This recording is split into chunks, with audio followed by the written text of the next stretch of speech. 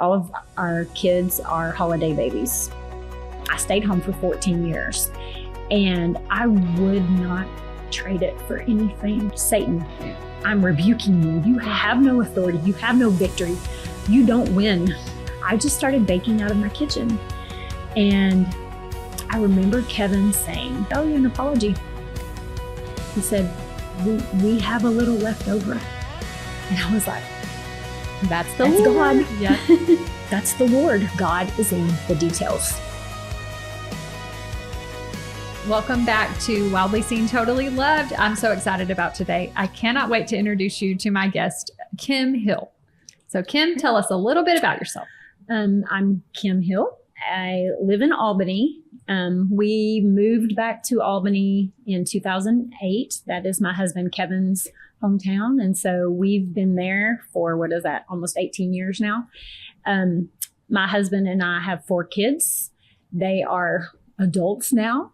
So our oldest daughter and her husband have a little baby boy. So our first grandbaby, and then our oldest son and his wife, we have just found out, are expecting a little girl. Exciting. And then our youngest daughter, Allie, she is 23 and she's working and living in Albany.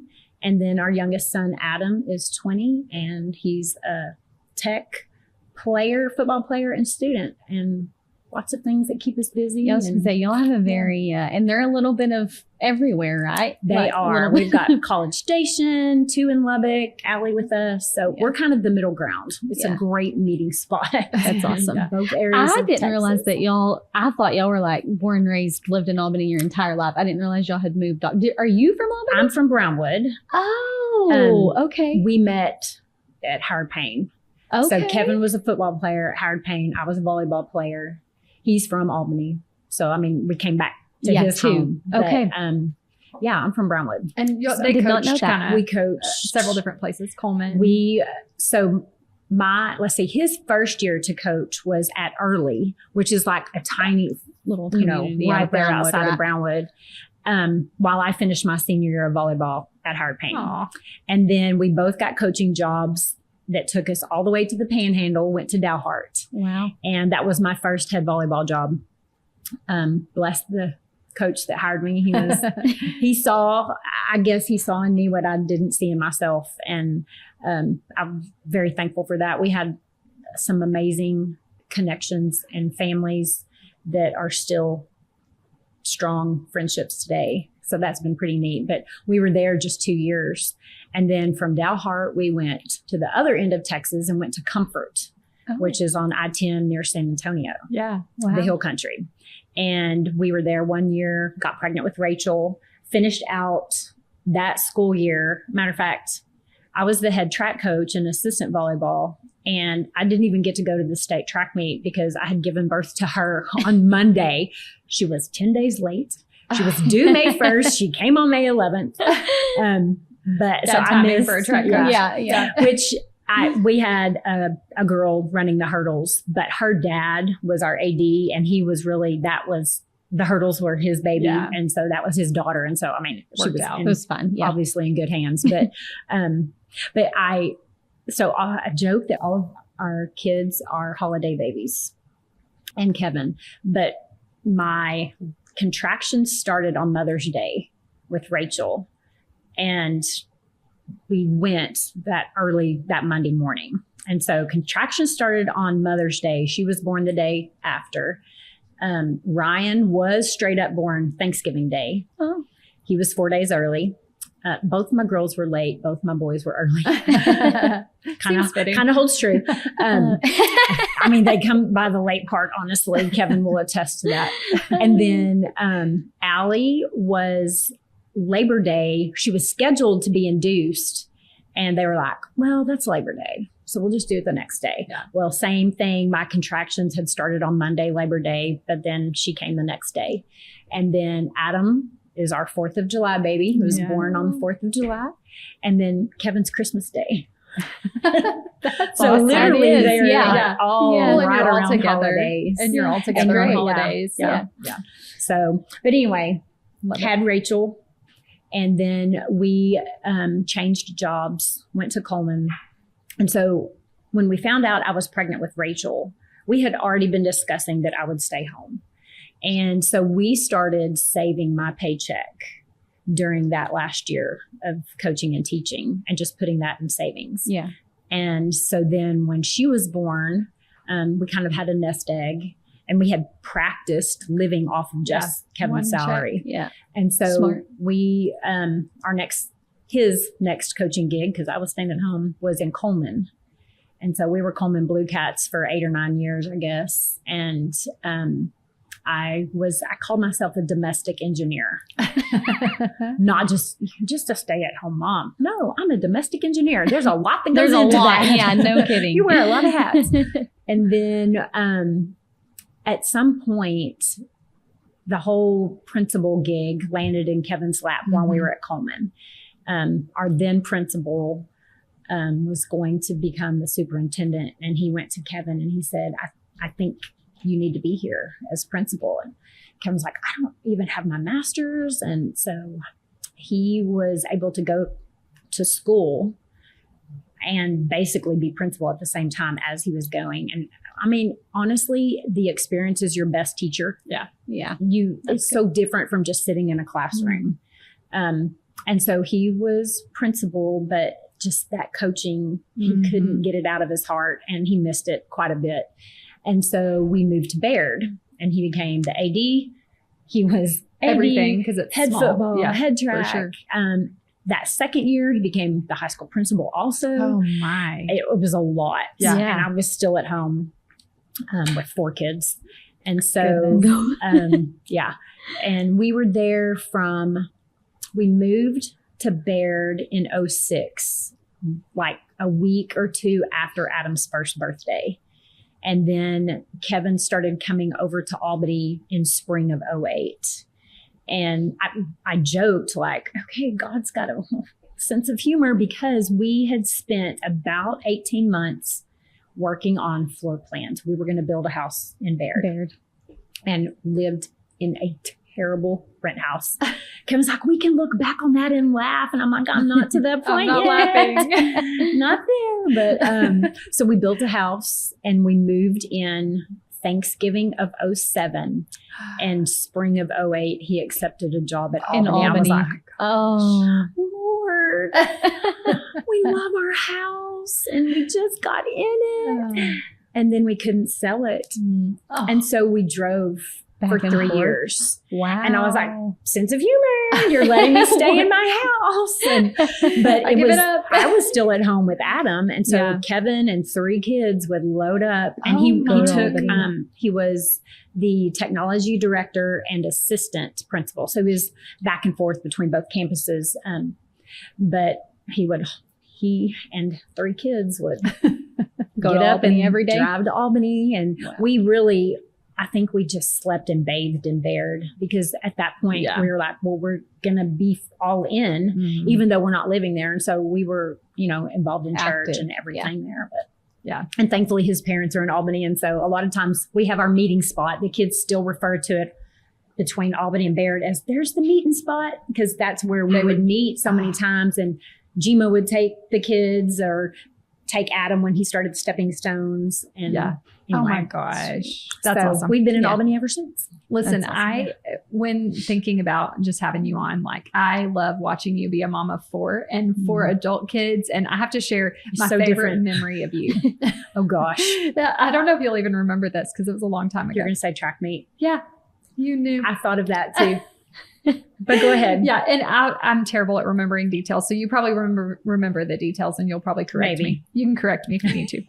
But I just remember, I think I had just found out I was pregnant, You were pregnant. and I hadn't really told a ton of people, and we were on the track meet coaching, and you were coaching for Albany, I was coaching for Anson, and we ended up crossing paths, and we always talked when we crossed paths, and it was just, I always looked up to you, and it was just always a good visit when I got to meet you on the track.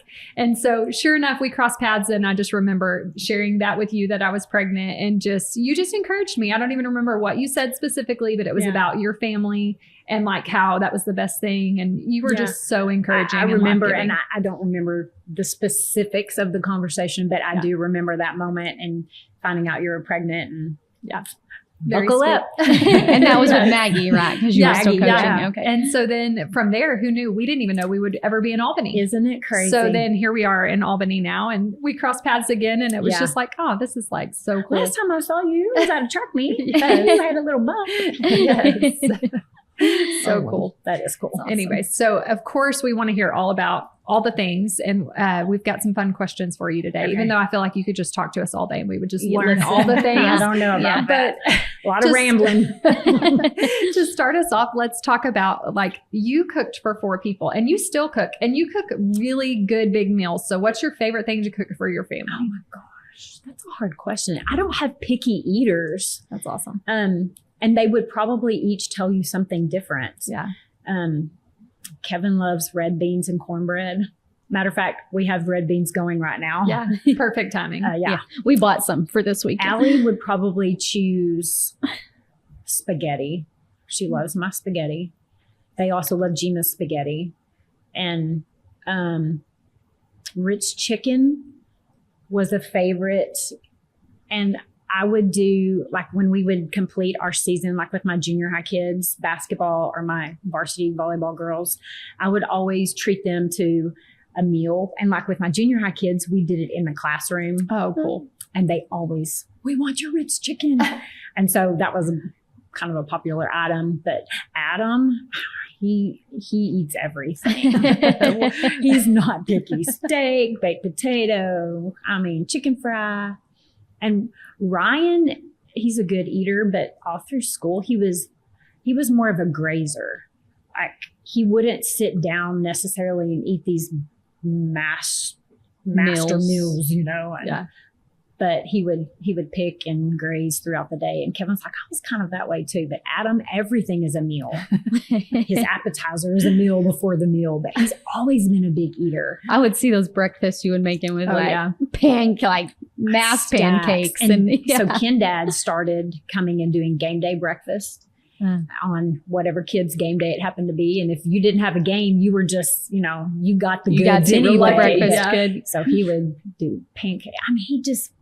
We have all kinds of things. I don't know if I could narrow Pick it your down favorite. a specific one. Yeah. The ones that are easy that you can throw in a crock pot that Yeah. feed a bunch. Yes. So now that it's just you and Kevin at home, well, Allie's around enough but She's around. what's that like, changing from cooking for 4 kids and all the meals and team sports? Okay. So the very first time I realized it, or like reality set in, we had moved Adam in at Tech. He had to go 2 days after graduation. He had to report. And so we were there with him that week. And when we got back home, we were going to get pizza. And I just got one little pizza from Roland Woodfire, Sam Hole. Yeah. And I was like, oh my gosh. Is Because this usually gonna feed I us have all? like 3 or 4 stacked boxes of pizza because you had to account for the other eaters in the house. And so that's been kind of weird.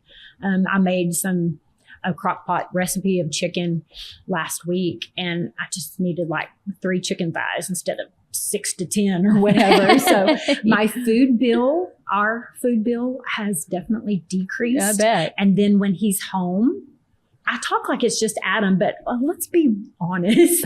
The last, several years, it has just been Adam as far as big eaters go. It's noticeable when he's home. I'll just say that. You have to say, oh, Adam's coming in. I'm going to go get extra groceries.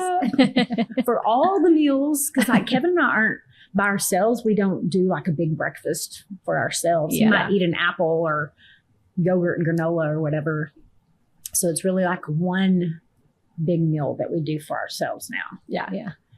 And then leftovers or whatever. Yeah. Yes. That's kind of how we do. Like, I plan one big meal a day, and sometimes not even. Like, I'll do like 3 for the week, maybe 4 for the week, and that gets us through. Like, we get a few little like proteins for in the middle of the day or whatever, and that's about it. And poor Kevin, there have been times where he's like, okay, I'm struggling here. I'm finishing the last of the leftovers. I know there's been times where he's felt like he's the only one having to finish the leftovers. This one is done. I'm done with this one. I can't. That's funny. Human vacuum cleaner for us. Okay, so let's talk about high school senior Kim. Who was high school senior Kim? Let's see. She was tall and skinny, like painfully. I had so many nicknames Because you were so skinny. because my height and my skinny and my long feet like showed up in 6th or 7th grade. Mm-hmm. And that was the most awkward time to have it. Yeah. And pretty much stayed with me throughout. But I played volleyball. That was my first love. All through high school, I played volleyball, basketball, and ran track. And then I didn't play basketball my junior and senior years. And I have to painfully admit this to Kevin so many times. I'm like, I hated the practices. I just wanted to go play. He's like, you're like that with pickleball too. You hate to practice and drill, but you just want to go play. I'm like, that's just me. But with volleyball, I loved everything about it. And then my senior year, I did not run track. I got senioritis. Yeah. And just wanted to work and be a senior. And I'm 53 years old and I still regret it. Yeah. And I would tell my track kids that all the time. Yeah. Look, You'll regret this. you'll regret it. Yeah. And I have even had a few come back and tell me, you were right. I regret not running. Should have listened to me. You wouldn't have those regrets. But, Yes. I just did normal high school things. So if you want me to talk about junior and senior prom Yes. and getting ready. Please do. Please So do. I was telling if you're up for it. Betsy beforehand that getting ready this morning, I was getting kind of nervous, and it brought back flashbacks of my junior and senior year of getting ready for prom with my best friend Tina. Funny. And we were getting ready at her house and we were nervous and excited and sweating that we were shoving wash rags under our armpits as we were getting ready. And I was like, okay, transparency here. That was me this morning. I was so nervous. So that was high school Kim kind of revealing herself today too, I guess. But Look at you. You're doing great. I guess so. Everybody feels that way and everybody sweats. I'm sweating right now and we've Yeah. done. Yeah. So we're in good company. Yeah, Yeah, it's absolutely. good. It's good. You're Absolutely. good. Afterwards, we just refresh deodorant and we carry on about our day and we act like it never happened. So it's fine. I keep some in my car, so I'm ready. I I'm do good too. to go. Guys, we have had the coolest donations to support the podcast. And so we just want to remind you that that's an option. If you guys want to be a part and you want to just pour into what the Lord's doing here at Wildly Seen, Totally Loved, you can check the link in the description below for a donation. And then Christina, what are some other ways that people can support the fund? So there are some sponsorship options that we offer. I love the sponsorship option because it gives us the opportunity to tell about other businesses in our community and work with them on that. So those packages are also in the link in the description below. So if that sounds like a good option for you, go check out that link. And now back to the show. Do we want to talk about if I have deodorant in my car or not? Let's do. Can we? Because I really want to expose this to the world. No. Do you? I will do that too. It's okay. I don't care if the world knows that I don't wear deodorant. I know, and you because don't stink, my though. pits don't stink. Must Unless be nice. it's like Because you detoxed. during I have detoxed, and during this season, like the winter, I'll wear it during the summertime, but I do wear a crystal stick, and That's not really deodorant. It's literally a crystal that you rub on your arm. Yeah. And so that was the same picture I showed you. That Yes. that's what I need to Yeah. look into that. There's a crystal brand, and your brand was Thai or Thai, whatever. yeah. Yeah. So I'm sure it's the same thing because it is like a natural. it looks like the same thing. I use a mineral Norwex stick. one, and that stick looked Okay. like it. Yeah. Yours is Norwex. Is that what you said? My Yeah. mom's big into Norwex. Oh yeah, they have one. She loves. I did not know that. Yep. So Yep. to check it out. No, I'm a believer. I haven't transitioned myself because I'm just scared of the consequences for the people around me. But I think one day I would get to that point because I've watched you ditch your deodorant and you've done so great at it and you never smell. So that's my. job. If I start smelling, y'all better let me know. We will. I'll I mean, tell I you. would probably smell myself because I don't really use smelly Yeah. laundry detergents or Yeah. anything. So I'd be like, It what would is stand that out. smell? Yeah. Yeah, it You would would stand know- out. you would Yeah, notice. but if I don't notice, y'all let me know. Okay. You're not going to hurt my feelings. Be like, sure. Christina, it might be time for you to wear deodorant Note again. to self. Yes. So Kim, tell us, when did you come to know the Lord in the process of your life? So I grew up in a home that we were at church when the doors were open.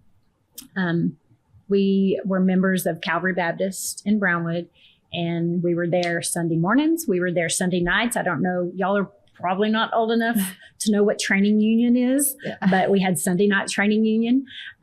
Wednesday nights, we had GAs and RAs and children's choir. And so we were always there. And I remember getting to a point where I was talking to my mom and dad quite a bit. And then we would include our pastor, Brother Art Allen, who probably is still in Brownwood, was a professor at Howard Payne. And I think, like most, we kind of were nervous about it. And just, that's a big step, especially when you leave the pew and you walk out in front of, your church family. But I was 8 years old. And it was on a Sunday evening. I remember it very well. I remember what I was wearing. And that is like an inside joke between Kevin and me, because he's always like, let me guess, you know what you're wearing? Yes, as a matter of fact. But I was in the pew next to my mom. And I remember having a death grip on the pew in front of me, but just being so aware of a tugging and a nudging and just in my heart, I knew, okay. And the song was, I have decided to follow Jesus. And me being me, I was sitting on the end. My mom was to my left. And I kind of looked at her as I was leaving the pew and I said, see you later, alligator. Oh. I don't know why, but that's what came out of my mouth. And I went to the front and talked to Brother Art. And I think I was baptized around February. I don't remember the specific date, but I remember being so excited to get to school the next day and tell my second grade teacher, Mrs. Ogden, that I had asked Jesus into my heart. And, and then everything was peachy from there on out. It doesn't work that way. You're right. And it was a very small faith because I was an 8-year-old. Yeah. And it definitely ebbed and flowed throughout, and it still does. Yeah. But I would say college, and I went to church. I continued to be involved in youth group and all through high school. But I remember when Rachel tore her ACL her senior year in high school, and just seeing her dig into the word and her walk with the Lord really grow in that tragedy, really hard time. Yeah. Thinking I was not that type of Christian at 17 or 18 years old. She was a much better Christian than I was. I was comparing what my walk looked like with what hers looked like in front of me. And I can probably say that about all 4 of my kids. They did better. Why am I getting Because that's the Lord. That's heartwarming. Like that's the Lord. Like that's what you want for your. I want my kids to be better than I was. Perfect. Yeah, for sure. They have their own struggles and had their own struggles, but I just remember there's times that I can look at all 4 of them. I just think, wow, they're better at this than I was at that age. Yeah. But thank you, Lord. Yeah. So for sure. So lead us into a wilderness season of your life where the Lord walked you through. Well, like we discussed earlier, nobody, I don't think, goes through life with just one wilderness season. But you can say that because if you have lots of good things to look back on, most likely they came out of a wilderness. And so if you have all these good things, you're probably going to have the yuck that preceded it. And so really, I think the first true wilderness season that I went through that I was aware of was when my parents divorced. And I was a freshman in high school. And they had been separated off and on, but their divorce was final in spring of my freshman year. And I was not a nice person to my mom. We battled. We butt heads. And at one point, because I could, I said, well, I'm just going to move in with Dad. And so we were all in the same town. So it's not like I was doing something drastic, but it was drastic.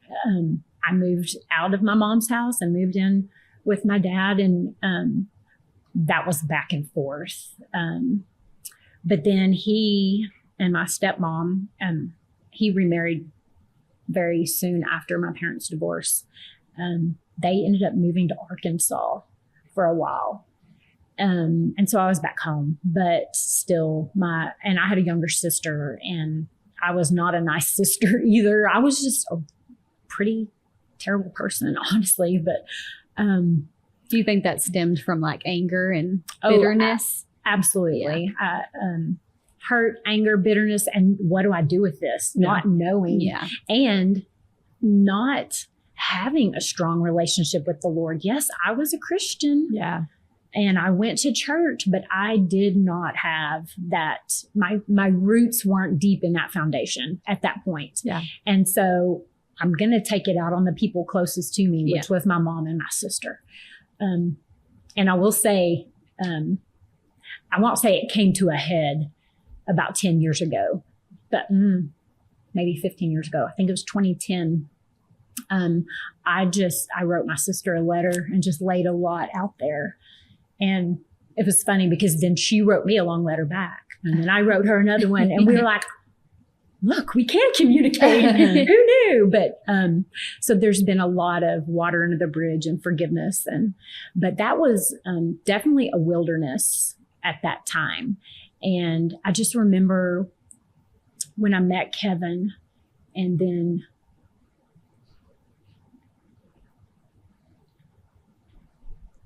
it's good. Getting to marry him, I remember thinking he was my hero. And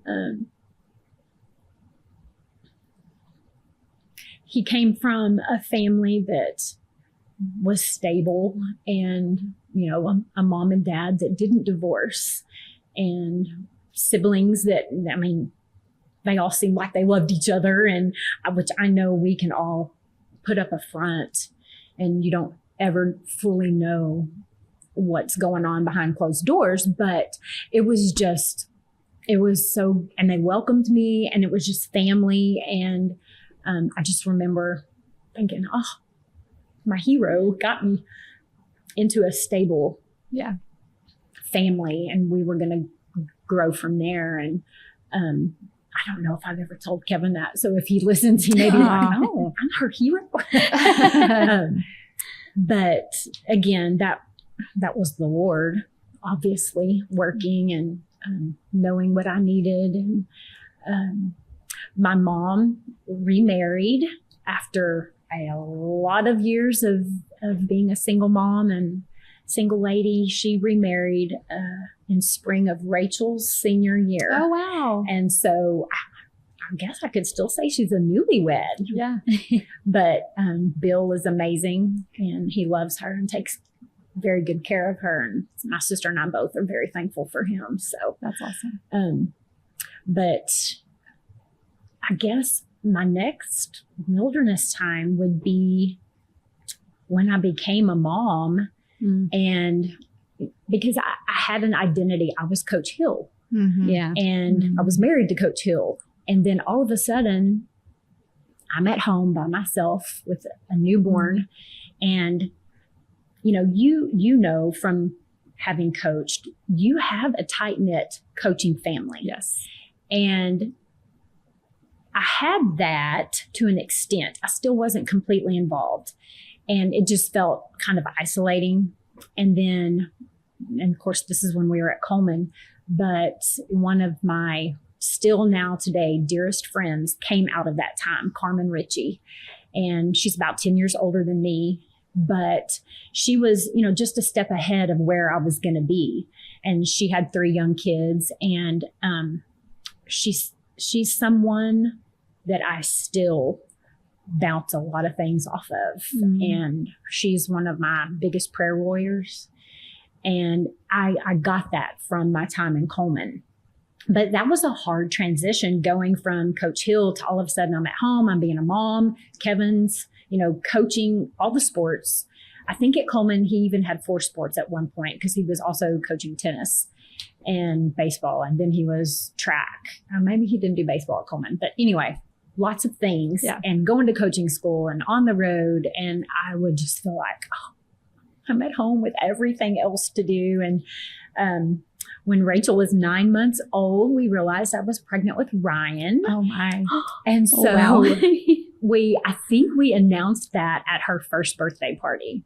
And so boom, I now have 2 babies at home. Under 2.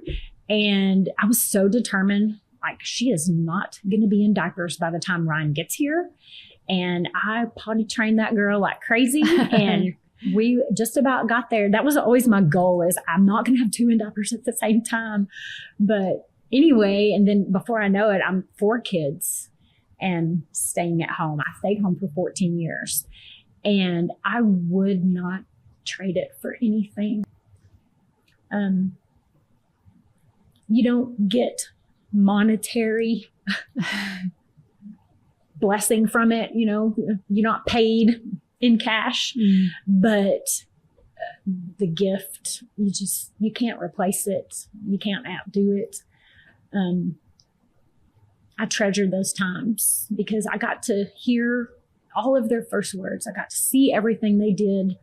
I'm so glad that you said all of that, because I have talked to several mamas recently in some different environments that I'm in, and a lot of the stay-at-home mamas, they just feel unseen and stuck.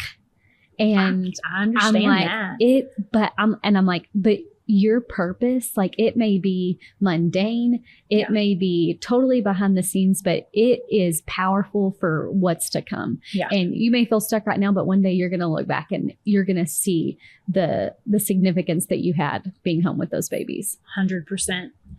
And I always say, I'm quick to say I would not trade it for anything. I would do it all over again. If you know, I was starting fresh and Kevin and I were just now getting ready to have children, I would make the same decision. And we never hurt for anything. We never went without. Now, our entertainment was I would load the kids up and we would go watch Daddy coach. Oh, that's awesome. We would go to the football games. Yeah. And yes, it was chaos. Chaos in motion. But that was our entertainment. Yeah. And we never hurt for anything. We didn't have a lot of extra things, but we didn't hurt. And if there was something extra needed, thankfully we had parents to fill in the gap if we needed them to. But I wouldn't trade it for anything. And so then that was 14 years that I stayed home. And I would occasionally sub here and there. But as far as holding down a full-time job, I didn't. I just subbed occasionally. But in spring of 2012. So Kevin's job had kind of changed over the years at Albany. He had gone from assistant principal and technology director, and he was kind of coaching some track here and there, mainly with working with hurdlers. I think that started maybe in 2009 or 2010. I think one of his first hurdlers was Autumn Wagman. And then Kami Norton was one of his other hurdlers. But then his job changed and Tommy Terrell retired. Yes. And so Kevin became principal and athletic director and was still dabbling in technology. And but then I applied and got a job at Albany. I applied in spring of 2012. And so my first year back into the coaching world was basically that summer, because everything gets started so early, and coaching school and just all the things you have to do to get ready to teach.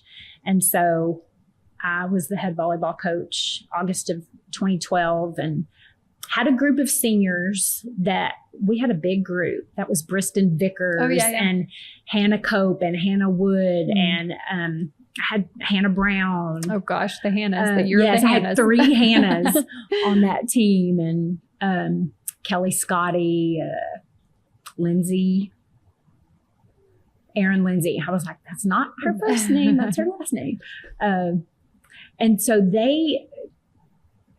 they fed in. I was thankful for that. They bought in, and because that was hard for them. Coach Johnston had been their coach. Yeah. He was doing volleyball and basketball, and then he just went to be the head coach of one sport instead of back-to-back sports. I got this funky hair that's driving me crazy. And we had a really good season, and oh my gosh, it was so fun.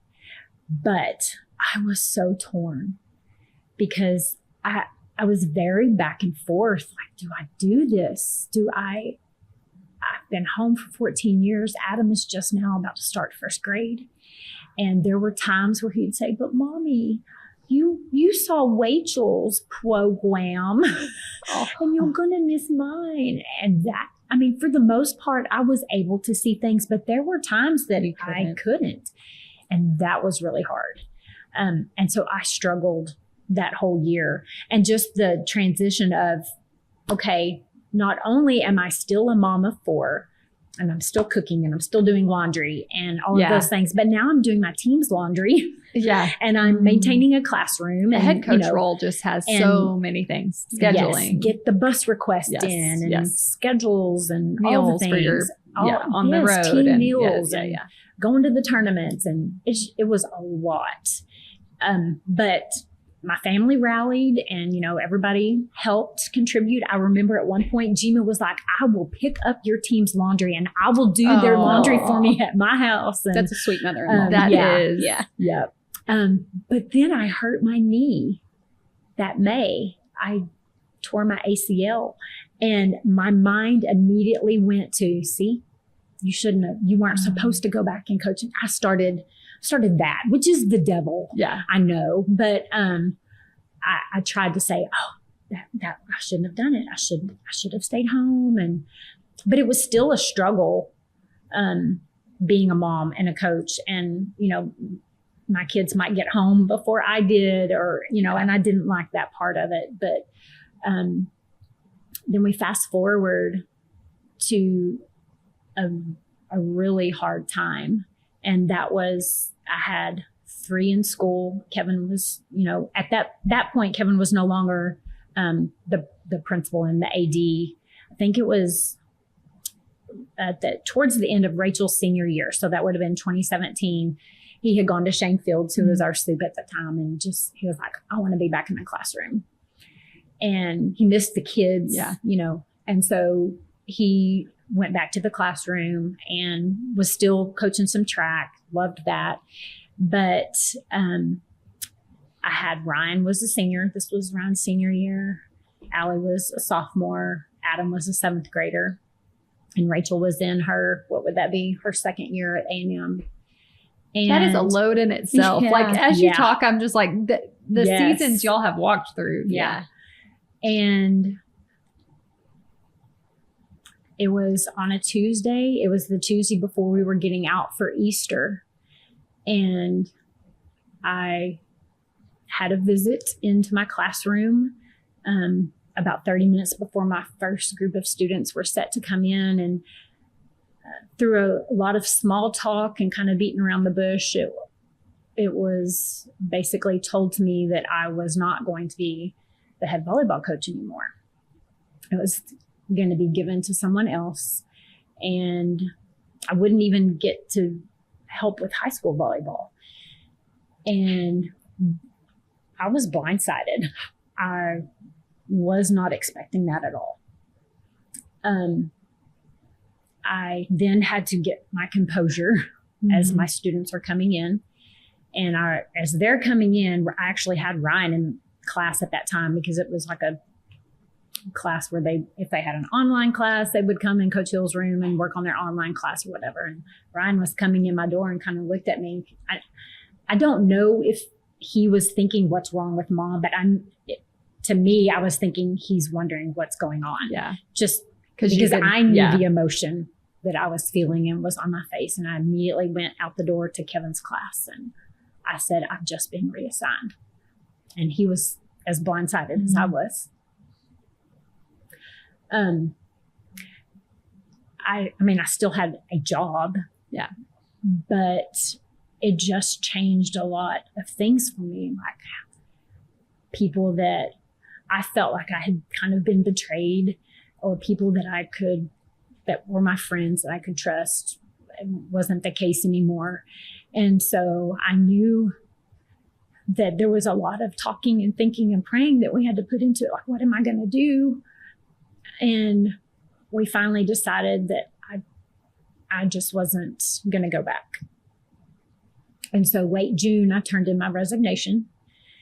And let me back up a little bit. We had not told anyone. It had just been between Kevin and me, because everything was up in the air. Yeah. And then I was also asked to not say anything until after the May board meeting, and just a lot of things that were hard. And at one point, I was hearing from other people in public that had heard. And I was like, we've got to tell our kids before they hear it from someone else. Yeah. And so I remember pulling them in, and Allie, she said, Mom, I don't want to move, but if we need to move for you, can we please do it now and not wait till my senior year? She said, if we got to move, we can move. And of course I was crying. Thank you. And then Adam says, not me. I'm not going anywhere. I'm an Albany Lion. We're going to win state. I'll live with you, Mink and Dad. Typical Adam. I mean, break the silence and the tension with comedy. That's Adam. And I was like, we're not moving. We're not going anywhere. I had a couple of job offers, but they involved volleyball. And I was like, I'm not going to get to coach Allie her last 2 years. Gosh. Been working with Allie and her classmates and building this team. And I don't want to not even be able to see her play. If I'm coaching somewhere else, that would just be way too hard. But I got a call from a friend in Breckenridge who had been an official for a lot of my volleyball games, who was the principal at South Elementary. And she said, hey, I've got a PE position. So I ended up taking that, and I had about 300 and something students, fourth, fifth, and sixth grade PE, but it was me by myself. That's a lot. And that is when the Lord really got a hold of me. I don't think I ever said, why me, Lord? But there were so many times I was like, I don't understand. And I had a 25-mile drive every day. And that became just my prayer and my worship time. And some mornings I couldn't even pray. I would just have to sing How Great Thou Art or Amazing Grace, because I was wrecked. My kids were still at school in Albany. My husband was still at school in Albany. And I was somewhere else. And that was very, very hard. And Allie had some struggles with her health that started in 8th grade. And they seemed to intensify after all of this job situation happened. And so I struggled with that. Like, she's gotten worse. And I'm sure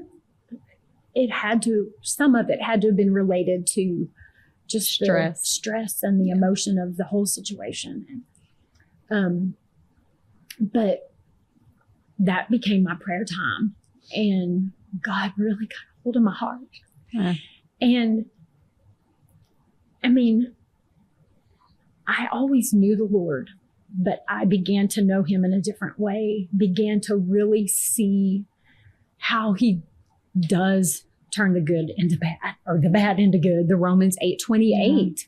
And we know, and the reality of he does not promise us easy. He promises us he is with us in the storm. That became very evident. And I'm not saying that I'm done now and it's all good, because there are times where I get, I don't know, the word today is triggered. Yeah. But something will just stir my emotions. It can be seeing a person that was involved in how all of this played out, or a comment that's made, or, different things like that can still just like kind of pour salt in the wound, so to speak. And so those are things that I'm still working through.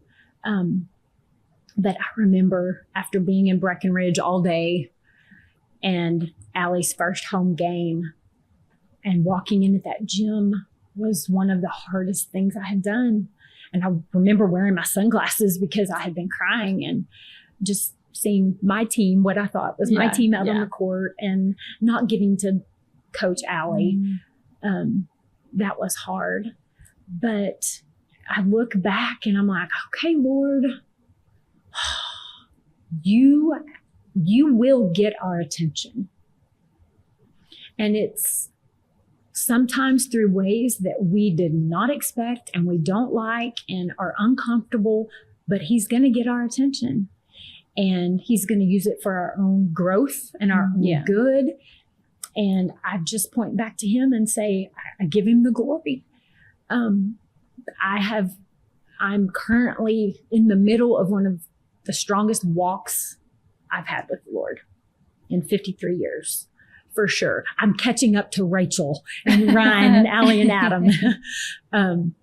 But it definitely wasn't easy. And I definitely am a daily work in progress. But Proverbs 3, 5, and 6 is my favorite verse. Trust in the Lord with all your heart. Lean not on your own understanding. In all your ways acknowledge him, and he will direct your paths. And I cling to that. I cling to Romans 8:28.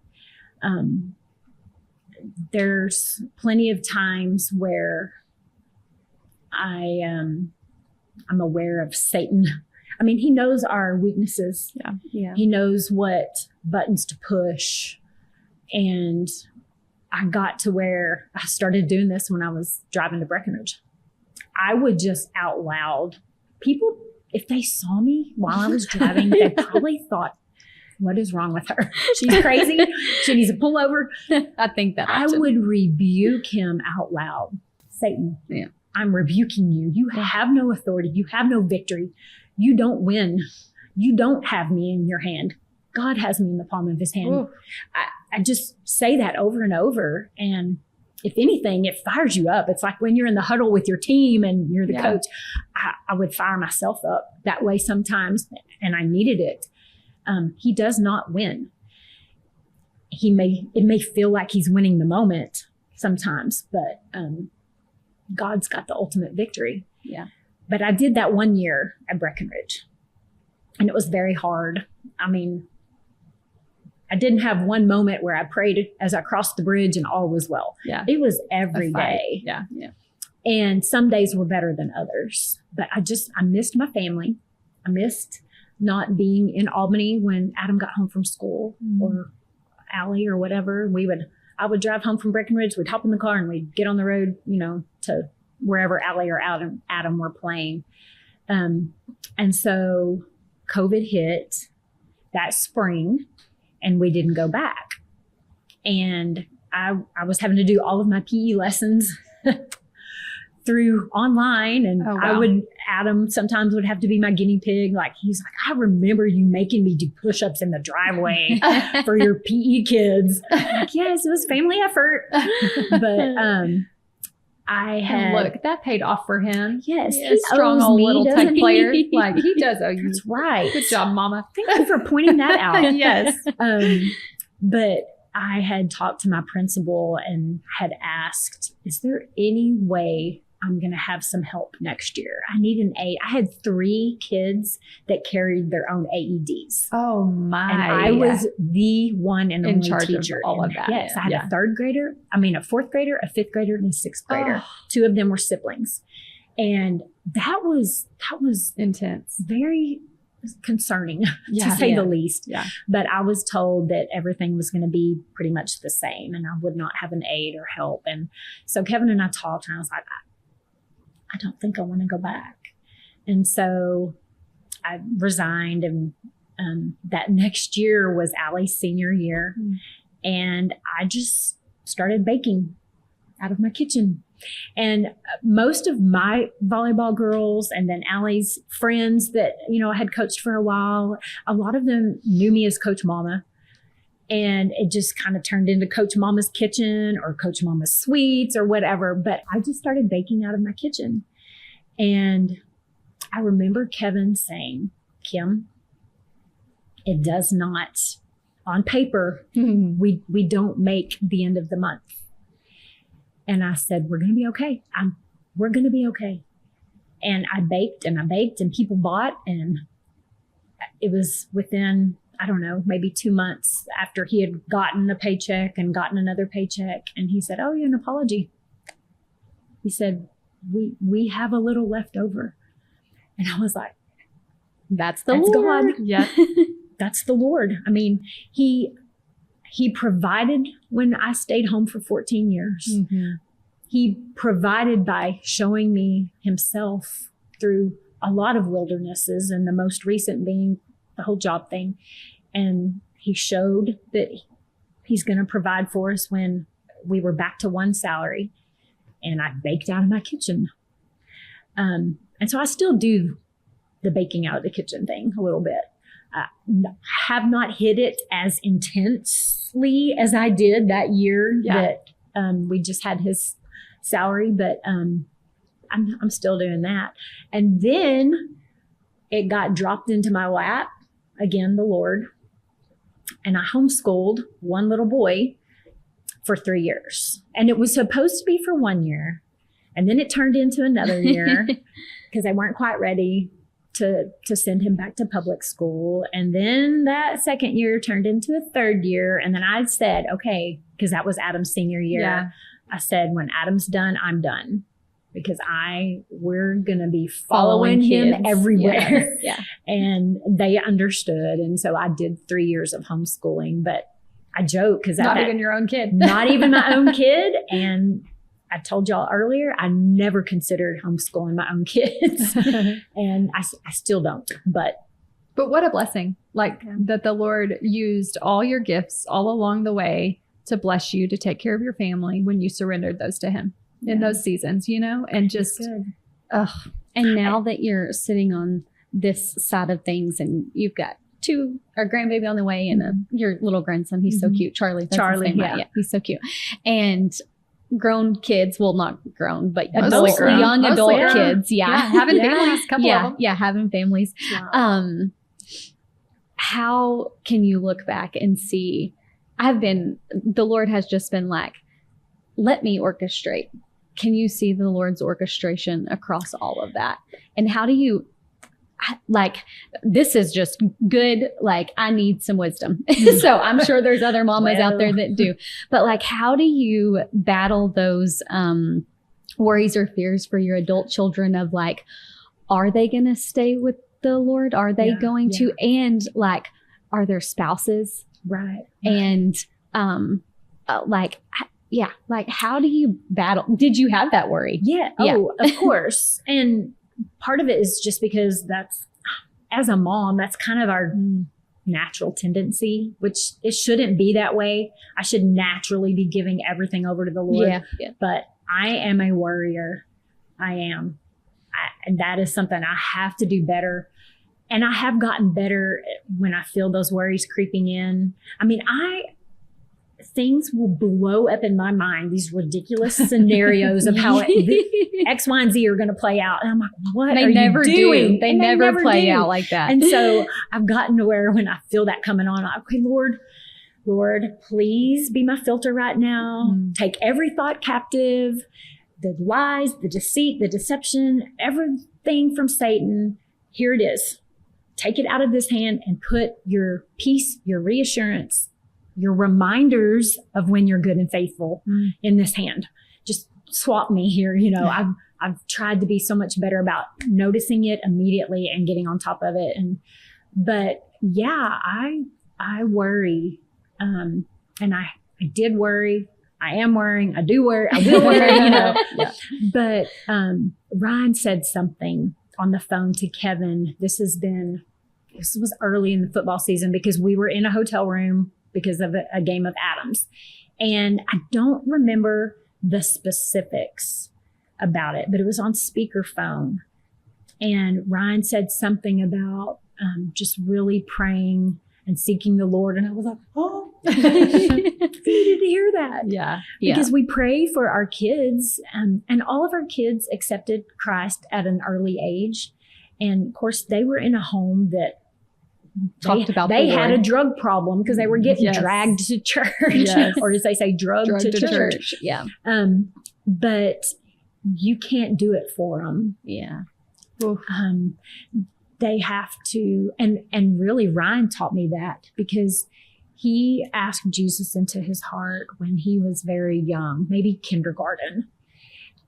But then he went to Glorietta with our youth group. And it was the summer that Rachel had blown her knee out and she couldn't go. And so it was just Ryan and Allie. And Ryan was a sophomore. And we get a call from camp from he and Thomas Ailey, who was our youth minister at the time. And Ryan had just had a moment and rededicated his life. And he said, I feel like this is me doing this now. And of course, they were in New Mexico, but he was baptized in the lake. And that was kind of his refresh, I guess. And so then you fast forward another 10 years and to hear him on the phone with Kevin talking about seeking the Lord's will. And it's been neat watching he and Alexi kind of work that out. But then they're church shopping, if you want to call it that, but they're trying to find a church home. And so that's been pretty sweet to watch, and to see Rachel and Clay and their marriage bloom and strengthen. But I'm always a worrier. It's a really bad weakness of mine, is I worry. But I love that you said the Lord, that they have to do it on their own. And how many times has the Lord met us? Yeah. Me, in my own life, I can look back and just remember those times in college where you think you're alone, and you just I just remember how sweet he just meets you there. Yes. And he's doing that for your babies. And so that makes me think of Allie, because when this occurred with my job, I felt like I had 2 years that were taken away from me with her. And she had a hard time too.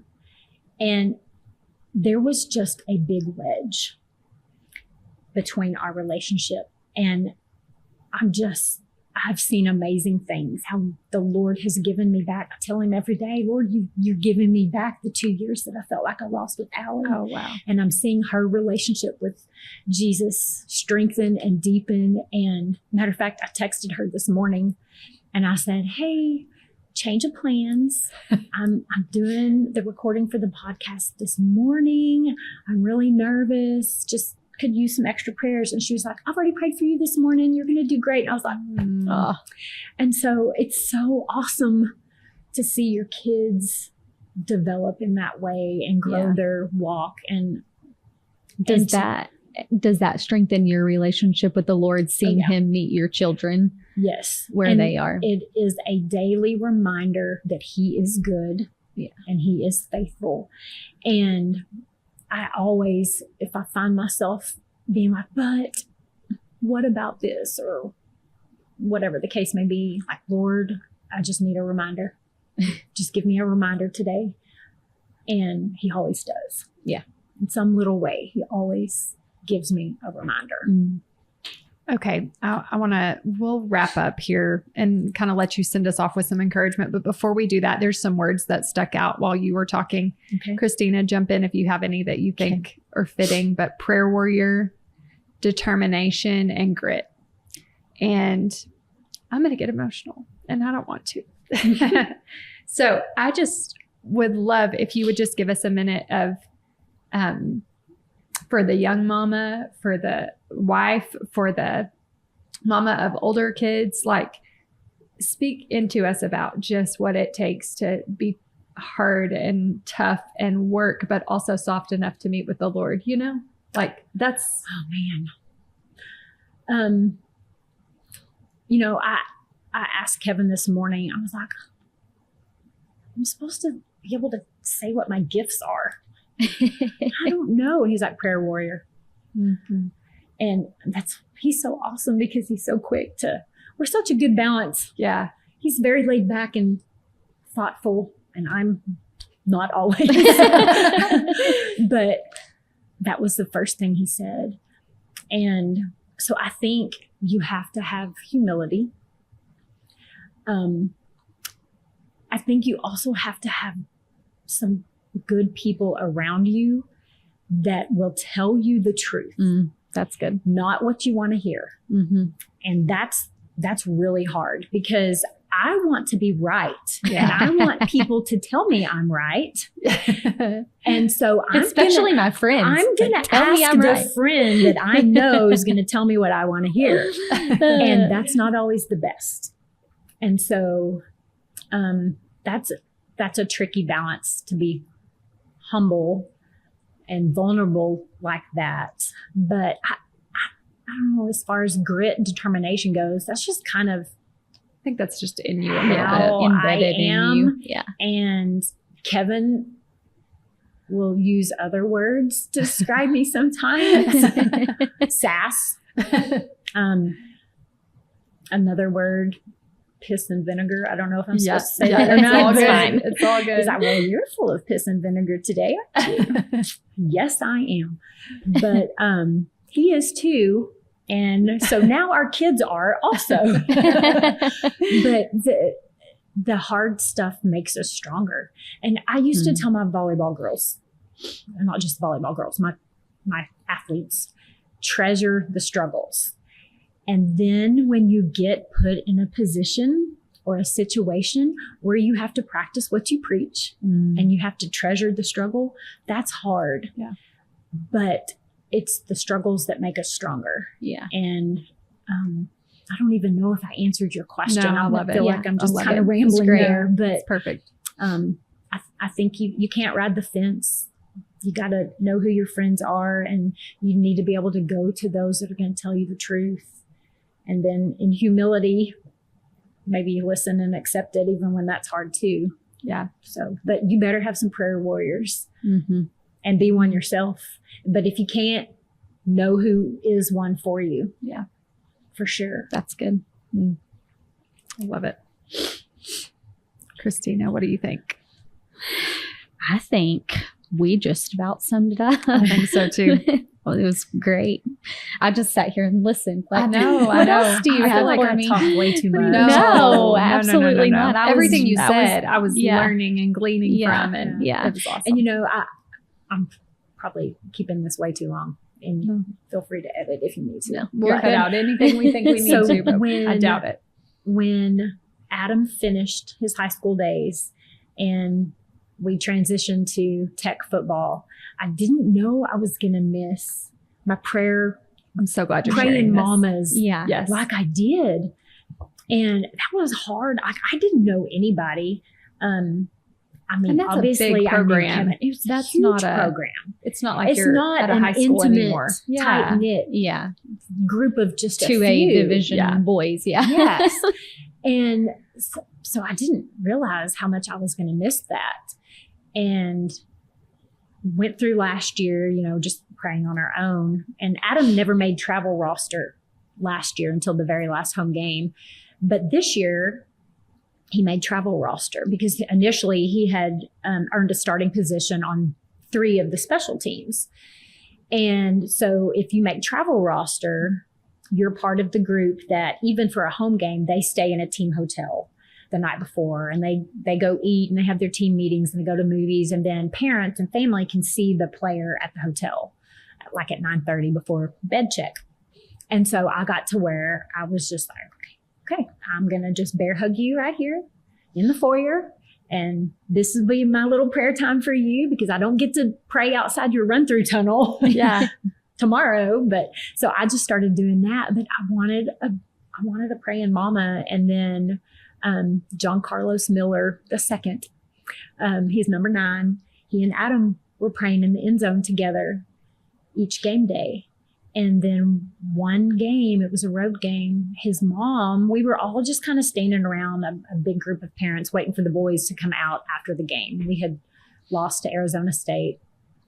And she said, hey, is it your son that my son prays with in the end zone? I was like, yes, that's Adam.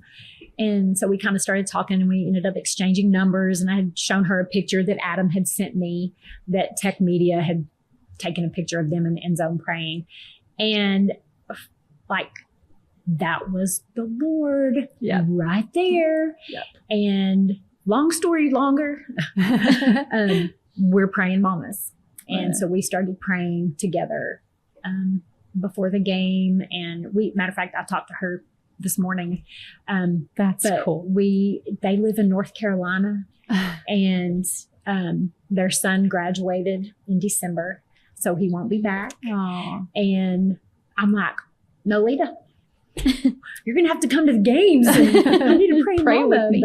But maybe that was even just like a starting point for something new for the next season. Yeah. And the Lord's going to carry you through that, because here he is with his provision again. So that said to me, and it's been said to me so many times from him before, but that was like pounding the fist.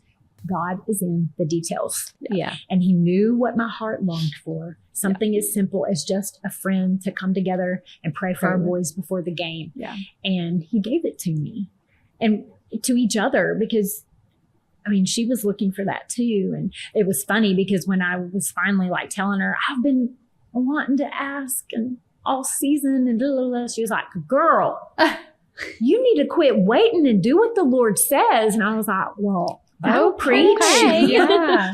Yes, ma'am. So love it. Anyway, it's been pretty cool. That's the perfect way to end this. And I just feel like I want to go back and listen already. Yeah, it's going to be good. It's so good. Close us out with, tell us your grandma name. Cookie. It's perfect. I love Kevin it. I picked knew it it, out. but yes. Kevin picked it out for what's me. his? Coach. Love it. Which is perfect also. That's the cool. Cutest. But there's no telling what Charlie's going to say. Yeah. Oh, yeah. Yeah. So I'm a little scared what Cookie will turn into. Right. For sure. For sure. Okay. Also, real quick, tell us how many years you've been married. 31. It'll be 32 in June. That's so awesome. Yeah, that is awesome. I love it. How old were y'all when you got married? I was 21, and he's 2 years older than me. He's 23. But it's funny because he said something, I think it was last night. He said something to me and I popped off. He was like, smart aleck. And I said, look, I've been with you 31 of my 53 years. So maybe you're to blame. And he was like, you just improved on what you already had. He always has the comeback. Touche. Fine. Oh gosh. I love your family. I have always admired your family. Thank you. I know they're not perfect, and I'm sure not putting y'all on a pedestal, but I just am thankful for y'all's influence in my life. And so thank you for Luke and I that. always talk about the Hill family. We always say something about Kevin and Kim. So. Bring up Luke. Adam's working on his mustache. Oh, it's a good day. Yeah, I guess so. Yeah. Yes. Okay. I'm looking forward to seeing an update. So. Looking forward to an update on the mustache. Luke will be too. I said, hey, we'll try some rosemary oil. There you Put go. on your mustache. Maybe that'll help. I don't know. That's great. I love it. Okay. Well, Kim, thank you for your time. We're going to send you off with some encouragement. Thank y'all. Man. So we just say eyes up, mind steady, spirit stirring. But I mean it for the rest of the future of what the Lord's going to do in the Hill family. And it is just going to be cool to see. So you just enjoy these seasons and keep pushing on. Yeah. And thank you for sharing your wisdom today. Thank you all for having me. So Christina, you want to close us out? Yeah, absolutely. God, thank you for this day. Thank you for Kim Hill and the life that she is, and just her obedience and vulnerability to come on here and talk through some struggles that you've brought her through, Lord. Lord, we pray that your light is seen through this conversation today. God, that the multiple women that are listening and just the different walks that they're in, Lord, that there was just a piece of this that each one of them can grab and hold on to and see your promises and see your goodness and see where you just orchestrate and how you love us and how you're in the details. And so, God, we thank you for all of that, and we ask these things today in Jesus' name. Amen. Amen. All right. We'll see you next time. Man, if you made it to the end of this episode, thank you for watching. We've got more episodes coming your way, but first go share this episode and don't forget to subscribe. And if you enjoyed this episode, we have so many more episodes of testimonies of what God is doing in people's lives. So go check those out and we'll see you next time.